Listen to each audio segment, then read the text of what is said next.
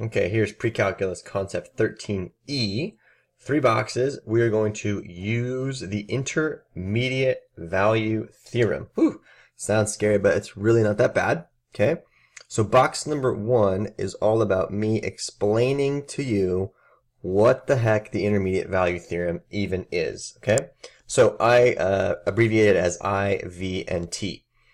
Intermediate value theorem. So here's what it says. Okay, let's say that you have some polynomial and we're going to call it f of x, and it's this red curve and it goes on forever and ever. Okay, here are the important parts. Let's say that there's a point on the x-axis and we're going to call that point A, and then there's a point over here we're going to call this point B. Okay, so if this is x, then if I look down here to where the graph is, then this is called f of A. So if this point is A, then this, where the point on the graph is, that's called f of A. Okay? And if this point is B, and I look up to the graph over here, then this point right here is f of B. So I could write this point as B comma f of B. So we should be familiar with this notation. This is not a big deal for us. Okay, and this point down here is called A comma f of A. Okay, so it's a coordinate point. That's all it is. So here's the deal. All right, the deal says this. If I can take a look at f of a, and the y value at the point down here, f of a, this is below the x-axis. So therefore, f of a is less than 0. So it's a negative number. Hopefully that makes sense to you. And likewise, for up here, if I took a look at f of b is above the x-axis. So therefore, f of b is greater than 0. Because it's above the x-axis. Okay, so the intermediate value theorem says this, is if you have an interval a to b on the x-axis, such that the output f of a is negative, but the output of f of b is positive, well then there must be a point somewhere in the middle, which we'll call C, such that, the y value is equal to 0, or f of c is equal to 0. That's basically all it says right there, okay? If there is a y-coordinate, if there are two y-coordinates such that one of them is negative and one of them is positive, then there must be an x-coordinate in between them such that the y-coordinate actually is worth 0. Okay, so that's basically what the intermediate value theorem is trying to say to you, and I hope I didn't confuse you any further than what you may have already been. So hopefully that works out. Okay, box number 2 is an example. So maybe an example will help solidify exactly what the heck I'm trying to say. So it says, use the intermediate value theorem to show that there must exist a 0 between the x values of 2 and 3 for the function x to the third minus 2x minus 5. Okay, so here is how we're going to do this. We're going to evaluate f of 2. Okay?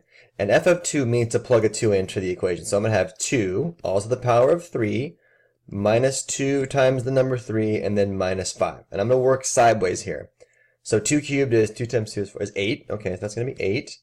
And then minus 6, and then minus 5. 8 minus 6 is worth 2, and 2 minus 5 is worth negative 3. So therefore, I now know that the point 2 comma negative 3 is on the graph. This is the same thing as saying x and then f of x, right? Or more specifically, this is the same thing as saying 2 comma f of 2, all right? All of those things mean the same thing. Now here's the deal. I'm going to evaluate f of 3, okay? Because that's the other point that's given to me. So I'm going to do the exact same procedure. I'm going to take 3, I'm going to cube it, minus 2 times 3. Oh shoot, I just realized that this was supposed to be a 2. My bad. Okay. So let's see here. This is going to be 8 minus, this should be 4. 8 minus 4 is just 4, and 4 minus, this is negative 1. So I'm okay. I'm still okay. Let's keep going with this. Okay, this is going to give me 3 to the third is worth 27. Okay. And then 27, and then minus 6, and then minus 5. So 27 take away 6 is worth 21, minus 5 is worth 16. Okay. So check this out. This output is negative, this output is positive, so therefore, somewhere between the numbers 2 and 3 on the x-axis, there must be a value in which the output for the y-coordinate is 0. Okay, that's what they're trying to get you to understand. Let me bring up a graph for you to help illustrate the point. Okay, here is to further illustrate the point. I have the same function that we were just dealing with, x to the third minus 2x minus 5. And I want to evaluate f of 2. Well, fluid math is pretty cool, and it will tell me that the answer is -1. And that's exactly what we got the last time after I made my mistake. And then f of 3, we got a value of positive 16. Okay, this is pretty good for us. So right there, in between 2 and 3, there must be a value such that the output is 0. So then if I go ahead and graph this function, which I'm going to go ahead and do right here, and then we're going to examine this, okay?